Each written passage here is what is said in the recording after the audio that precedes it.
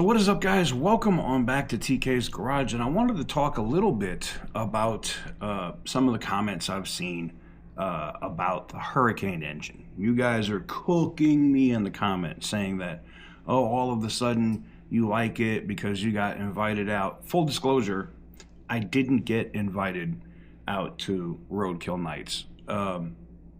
Shout out to my dude Butter the Insider. Butter the Insider added me to his list with his PR guy to get me in. I was not invited to roadkill nights, just in case you didn't know.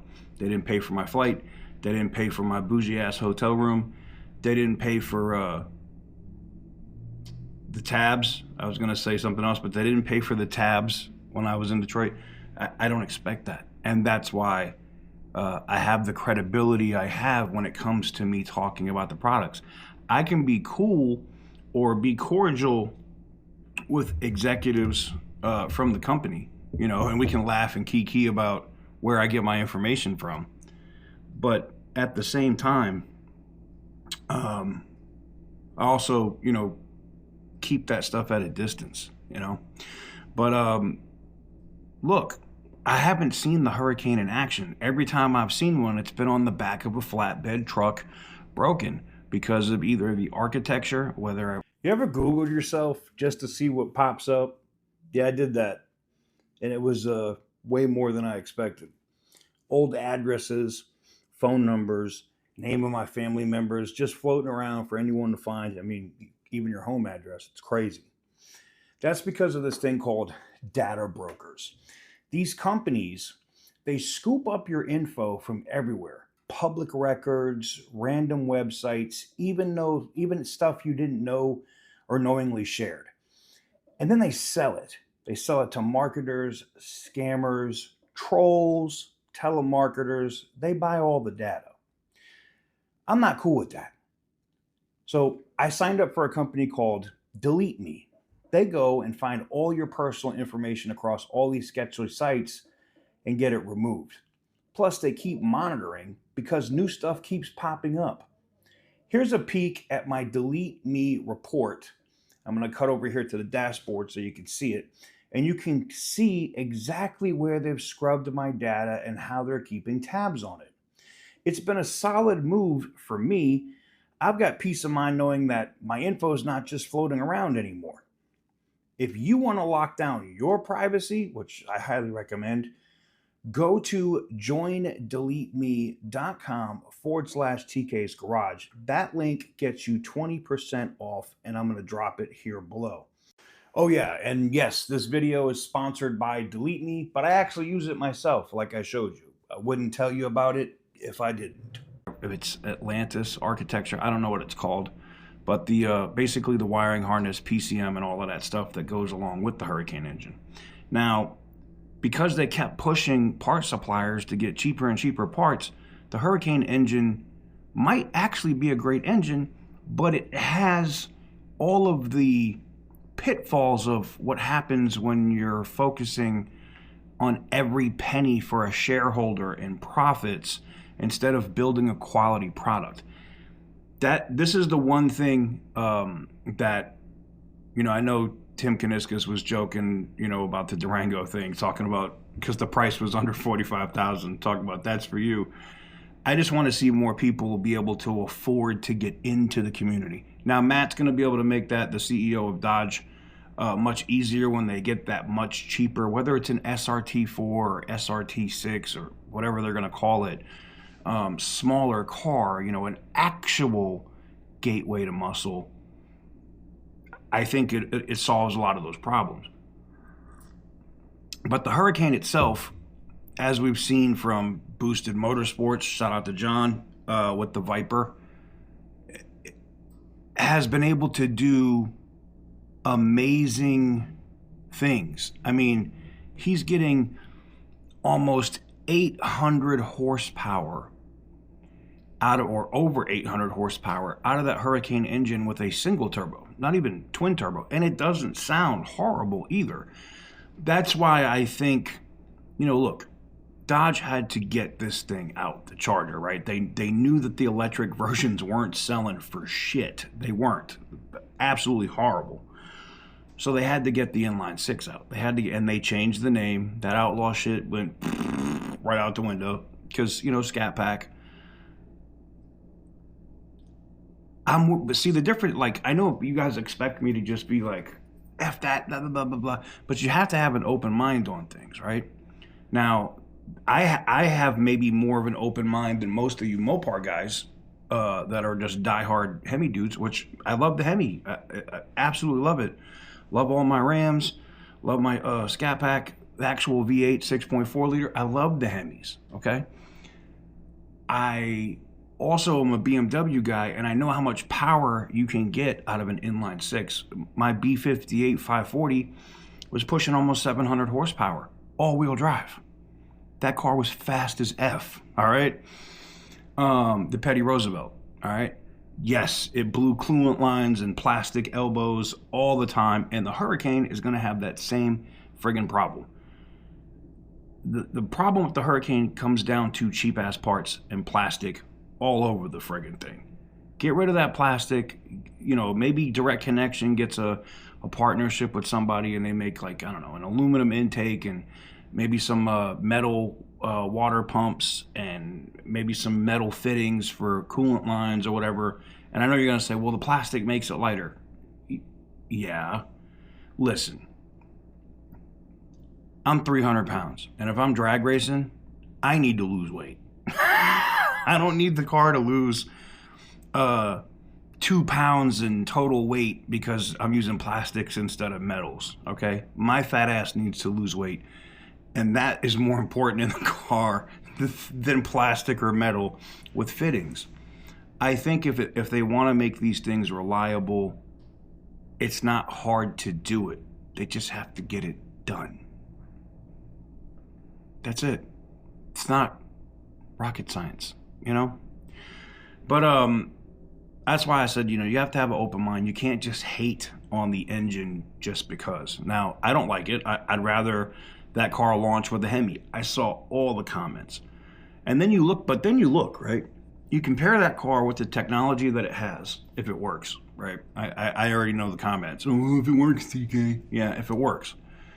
You look at all of that technology, the seats, and I've been in the electric and the gas versions over the weekend. Drove them, beat the shit out of them, all of that. And it reminds me of, and this is the thing, and I think this is what the Mopar guys are like, this is too much shit. We're not BMW, we're not Lexus. But they are trying to also jump to the future. You get what I'm saying? Like, I'm cool with the interior of the new Chargers. Give me a V8. And I know people are gonna be like, well, the Hurricane's more powerful. It is, yes. 550 horsepower, all-wheel drive. That car is gonna be quick. It's going to embarrass some Hellcats. It's going to embarrass RTs and Scat Packs at drag strips all friggin' day. Yes, it will. All right? And that's stock. If you're a guy like me and they're saying that this thing is going to be tunable, you know, depending on who does the tune, right? You could easily, without even changing the turbos or doing whatever, put a different exhaust on it so it sounds more BMW-ish, I guess, and tune it. You're at like maybe 650. You could probably get out of that without doing major things. You know, 650 horsepower. That's almost equivalent to what the EV does. And the gas-powered one is better just because of the 179 mile an hour top speed. Now, I'm willing to bet you can disable that electronic limiter, and with some tuning, that car is probably a 185, 190 mile an hour car all day. That's what you have to be open to. And at the price, if you look at an equivalent Mustang, right, a V8 stock for stock Mustang against that Charger, the Charger wins. Like, just features, availability. I know it sounds like shit, but that could be remedied with an exhaust. It could be remedied with a tune and an exhaust. It's never gonna sound like a Hemi. And that's why I think Hemi guys want just that sound. They want the Hemi. Maybe they put the Fratsonic. I had somebody comment and say, well, what if they put the Fratsonic exhaust on the gas version? And I was like, Oh, please don't give them any ideas. An electronic Hemi sound with that sound that comes out of the charger. No, please don't. Matt, don't do that. Please don't do that. But I just wanted to address it. Not a super long video, because I had a lot of people saying it. Hey, you're just, you were out there and you got to drive it, and you got to be around it, so you're in the cool kids club now, so that's why you're trying to be nice about it. No, I still think, like I said, until I see something different in reliability when these 6-pack Scat Packs hit the market, that engine is still shit to me. All right, so is the architecture. They got to fix all that shit. They fix that shit and it hits the market and it doesn't have the issues that the Wagoneer or the Ram had with that Hurricane engine in it. Okay, now I'm interested. But let me know what you guys think in the comment section down below. I think I saw a notification. I haven't got a chance to watch it yet. I saw Uncle Tony's Garage publish something, an open letter to Tim Kaniskis. I got to go watch that. I think that Roadkill Nights was positive for a couple of different things. It shows that Antonio Filosa, while being European, Italian, whatever, running the company here from Detroit, actually showing up to Roadkill Nights, by the way, which I don't think Carlos Tavares' fucking bum ass ever showed up one fucking time. Okay? So, Antonio actually showing up and talking to Mopar people, like fans, customers, that's huge, man. And that dude was mingling around. He was also in the VIP area talking to people. It was cool, man. Same thing. I mean, Tim's known for that. But Tim Kaniskis and Matt, the CEO over at Dodge. I don't know if Jeep's. I didn't see Bob. I wasn't paying attention either, though. But I don't know if Jeep CEO was there or not. Probably was, but I just wasn't paying attention. But just the fact that they're making this push, they're addressing pricing, they're V8ing stuff, right? I think is going to be huge for the company. So I know, like, you've heard this for the last couple of years, like, hurry up and wait. I understand. But I think this executive team that's in there now is getting better. Matt made a comment in the interview with Butter the Insider that this is like turning an aircraft carrier around in the middle of the ocean. I know a little something about that. It's all on how fast you want to turn it around, bud. It's all, long as you ain't got a bunch of stuff on the deck and you don't mind leaning a little bit, that thing will turn on a dime. But I'll put it like this. I think that, they are turning the aircraft carrier around, if that's how you want to call it, and getting back to what customers want. Don't completely, and I'm saying this as somebody that can't stand that engine, don't completely rule out that Hurricane yet. We'll see. I'll know in the first 2 or 3 months that customers actually get that car if they've addressed those issues. I know that they did the thrill rides in there and just beat on that car, and it was fine. Anyways, let me know what you guys think in the comments below. Give the video a big thumbs up if you like what we do. Hit the subscribe button if you haven't already. Our Ram 1500 Laramie giveaway, as well as the Cadillac STS for second place or vice versa, whatever the person that wins wants to pick first, second place gets whatever, is still active.